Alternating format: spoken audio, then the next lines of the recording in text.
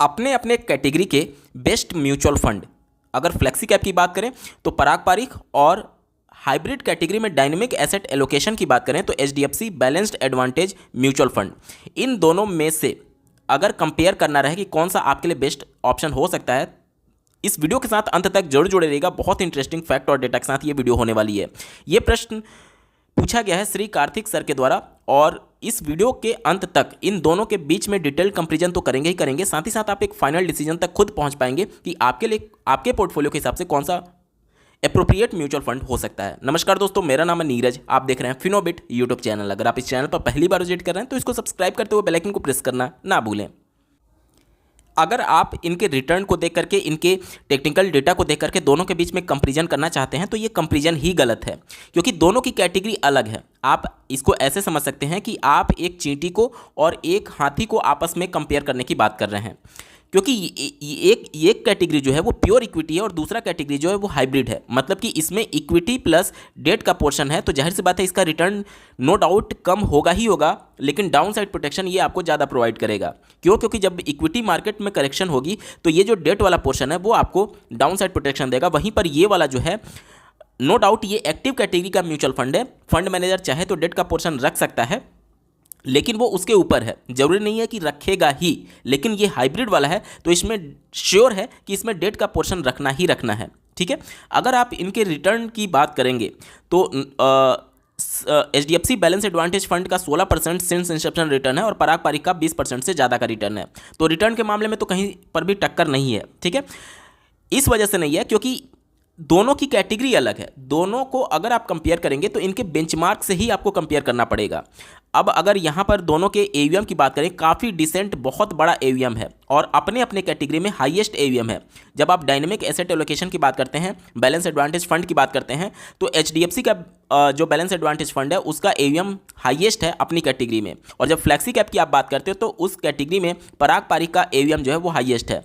अगर फंड की बात करें तो ये पराग पारिख जो है वो 11 साल से ज़्यादा का समय हो चुका है। वहीं पर अगर हम लोग बात करें एचडीएफसी बैलेंस एडवांटेज फंड को, तो इनको 30 साल से ज़्यादा का समय हो चुका है। आप अपनी स्क्रीन पर देख पा रहे होंगे 1994 का ये फंड है। ठीक है, 30 साल से ज़्यादा ये फंड पुराना है। ठीक है, तो नो डाउट पुराने मामले में दोनों फंड पुराने हैं। 11 साल से ज़्यादा का समय दोनों को हो चुका है और एचडीएफसी बैलेंस एडवांटेज फंड को 30 साल का समय हो चुका है।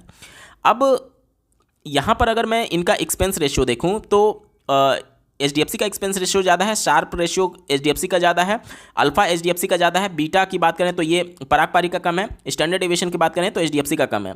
तो इस तरीके से अगर आप कंपेयर करने की सोच रहे हैं तो ये कंपैरिजन ही गलत है, क्योंकि आप इक्विटी को इक्विटी से ही कंपेयर करेंगे, हाइब्रिड को हाइब्रिड से ही कंपेयर करेंगे। इक्विटी और हाइब्रिड को आपस में कंपेयर कर ही नहीं सकते, क्योंकि ये एक तरीके से सेम स्ट्रेटजी फॉलो नहीं कर रहे हैं इन्वेस्टमेंट को लेकर के। ठीक है, अब अगर इन दोनों फंड की बात करें तो नो डाउट बेहतरीन इनका परफॉर्मेंस रहा है अपनी अपनी कैटेगरी में। आप इनके रिटर्न पर मत जाइएगा, ये हाइब्रिड कैटेगरी में ये टॉप रिटर्न देने वाले एचडीएफसी बैलेंस एडवांटेज फंड है, अपनी कैटेगरी में हाईएस्ट ये रिटर्न देने वाला है। तो ये अलग प्रोडक्ट है और ये अलग प्रोडक्ट है, जो कि अलग अलग माइंडसेट वाले इन्वेस्टर के लिए ये प्रोडक्ट बनाए गए हैं। अगर हम लोग बात करें एचडीएफसी बैलेंस एडवांटेज फंड की, तो ये ऐसे इन्वेस्टर्स के लिए ये म्यूचुअल फंड है जिनका टाइम होराइजन 5 साल से कम है, जो बहुत कम रिस्क लेना चाहते हैं, यानी कि लो टू मॉडरेट रिस्क के साथ आना चाहते हैं, और जिनका टाइम ड्यूरेशन 5 साल से कम है टाइम होराइजन। और साथ ही साथ ऐसे रिटेल इन्वेस्टर जो एक ऐसे फंड की तलाश में है जिससे वो एसडब्ल्यूपी स्टार्ट करना चाहते हैं और उनके सारे सोर्स ऑफ इनकम, जो मेन सोर्स ऑफ इनकम है, वो बंद हो चुके हैं और अब वो एक मुश्त पैसा इन्वेस्ट करके और उससे मिलने वाले जो ब्याज है उस पर निर्भर रहने वाले हैं। तो उनके लिए ये जो हाइब्रिड का डायनेमिक एसेट एलोकेशन फंड होता है वो बेहतरीन प्रोडक्ट हो सकता है। तो यहाँ पर जो इन्वेस्टर है और यहाँ पर जो इन्वेस्टर है, दोनों का माइंडसेट अलग है। तो आप कैसे दोनों प्रोडक्ट को यहाँ पर कंपेयर कर पाएंगे, क्योंकि दोनों जो प्रोडक्ट है वो अलग अलग माइंडसेट वाले इन्वेस्टमेंट करने वाले इन्वेस्टर्स के लिए बनाए गए हैं। वहीं पर अगर हम लोग पराग पारिख की बात करें तो इनके वेबसाइट पर ही अगर आप विजिट करेंगे तो यहाँ पर बताया गया कि कम से कम 5 साल से ज़्यादा का टाइम होराइजन है, तभी आप पराग पारिख में इन्वेस्टमेंट करिएगा। और इसीलिए इन्होंने अपनी कैटेगरी में देखेंगे तो 2 साल का इनका पर पैसा निकालेंगे तो यहाँ पर आपको एग्जिट लोड पे करना पड़ेगा। 1 साल से पहले निकालेंगे तो कुछ अलग चार्जेज है, और 1 साल से और 2 साल के बीच में अगर निकालेंगे तो उसके कुछ अलग चार्जेज हैं। तो पराग पारी खुद ही ये मेंशन करती है कि हमारे प्रोडक्ट में आप तभी इन्वेस्टमेंट करिए जब आपका टाइम होराइजन 5 साल से ऊपर का है, लेकिन अगर आपका 5 साल से नीचे का टाइम होराइजन है तो आप इसमें इन्वेस्टमेंट कर सकते हैं। तो मोटा मोटी अगर हम लोग देखें तो देखिए, ये जो प्रोडक्ट है ये लॉन्ग टर्म इन्वेस्टर्स के लिए है, और ये प्रोडक्ट है ये शॉर्ट टर्म इन्वेस्टर इसको कंसीडर तो कर सकते हैं, और साथ ही साथ ऐसे इन्वेस्टर इसको कंसीडर कर सकते हैं जो कि एक स्टेबल फंड चाहते हैं और इसमें एक मुश्त पैसा डाल करके और यहाँ से SWP के माध्यम से अपना एक तरीके से जो एक्सपेंसेस हैं उसको वहन करना चाहते हैं। ठीक है, तो अगर इन दोनों में से एक फंड की बात करें, देखिए ऐसे बहुत सारे इन्वेस्टर होते हैं जिनका शॉर्ट टर्म गोल होता है, जैसे आने वाले 5 साल में मुझे मान लीजिए बाइक लेनी है, आने वाले 5 साल में मुझे मान लीजिए कि एक कार लेनी है, आने वाले 5 साल में मुझे मान लीजिए फ्लैट लेना है, घर लेना है, तो मैं अपना इन्वेस्टमेंट जो है वो इसमें करना प्रेफर करूंगा। क्यों? क्योंकि ये प्योर इक्विटी है जो कि कभी ना कभी अगर मार्केट में करेक्शन आता है तो ये तेजी से नीचे गिरेगा। और पराग पारी की तुलना में अगर आप देखेंगे तो चूंकि इसमें जो डेट वाला पार्ट है वो ज़्यादा है, इस वजह से ये थोड़ा सा कम गिरेगा, और यहाँ से आपको स्टैंडर्ड डेविएशन भी देखने को मिल रहा होगा कि ये थोड़ा सा कम है, यानी कि ये कम वोलेटाइल फंड होगा। ठीक है, हालांकि डायरेक्टली हम कंपेयर हमें नहीं करना चाहिए, लेकिन चीज़ें यही बता रही हैं। ठीक है, तो इन दोनों को आपस में कंपेयर नहीं करना है आपको, दोनों प्रोडक्ट अलग हैं, दोनों प्रोडक्ट अलग माइंडसेट वाले इन्वेस्टर्स के लिए हैं।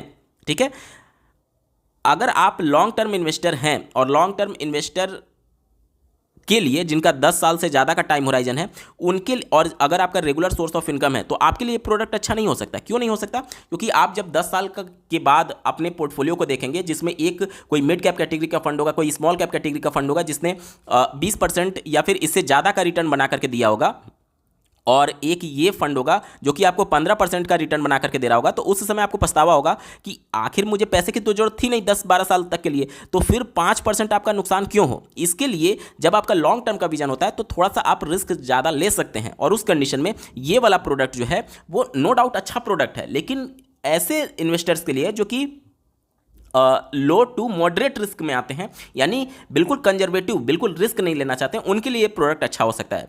अगर आपका 10 साल 15 साल 20 साल का भी अगर टाइम होराइजन है तो आप भी इसमें इन्वेस्टमेंट कर सकते हैं, लेकिन तभी जब आप बहुत कम रिस्क लेना चाहते हैं। अगर थोड़ा सा रिस्क लेकर के आप ज़्यादा रिटर्न कमाना चाहते हैं तो आपके लिए pure equity fund best option हो सकता है। उम्मीद करता हूँ आपके सारे डाउट्स क्लियर हो रहे होंगे।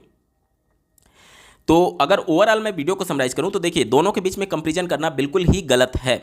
अगर आप अपने पोर्टफोलियो में बैलेंस अप्रोच चाहते हैं तो ये भी काफ़ी बैलेंस आपको देगा आपके पोर्टफोलियो में, क्योंकि यहाँ पर लार्ज कैप का एक्सपोजर ज़्यादा है। साथ ही साथ अगर आप इसको अपने पीयर से कंपेयर करेंगे, मतलब कि फ्लेक्सी कैप कैटेगरी के दूसरे म्यूचुअल फंड से, तो इनका परफॉर्मेंस काफ़ी अच्छा है और मार्केट करेक्शन में ये कम गिरते हैं। वहीं पर अगर इससे भी अगर आप बिल्कुल कंजर्वेटिव इन्वेस्टमेंट की तरफ जा रहे हैं तो आप इसको कंसीडर कर सकते हैं। हालांकि मैं यहाँ पर क्लियर कर दूं कि अगर आपका टाइम होराइजन 5 साल से कम का है, और या फिर आप SWP स्टार्ट करना चाहते हैं, या फिर जो रिटायर हो चुके हैं और पूरा पैसा लगाना चाहते हैं, तो उनके लिए ये प्रोडक्ट हो सकता है। अगर आपका लॉन्ग टर्म का विजन है तो आपको प्योर इक्विटी की तरफ ही जाना चाहिए। दोस्तों, 2025 में अलग अलग म्यूचुअल फंड की कैटेगरी में कौन सा म्यूचुअल फंड आपके लिए बेस्ट ऑप्शन हो सकता है, इसके रिगार्डिंग डेडिकेटेड प्लेलिस्ट का लिंक आपको इस वीडियो के डिस्क्रिप्शन में दिया गया है। मेक श्योर कि आप इस वीडियो के समाप्त होने के बाद से डिस्क्रिप्शन जरूर चेकआउट कर लेंगे। आपको ये वीडियो कैसा लगा, मेरा एफर्ट कैसा लगा, कमेंट के माध्यम से जरूर बताइएगा, और ऐसे ही महत्वपूर्ण अपडेट के लिए चैनल को सब्सक्राइब करना ना भूलें। इस वीडियो को देखने के लिए आपका बहुत बहुत धन्यवाद। भगवान करे आपका दिन शुभ हो।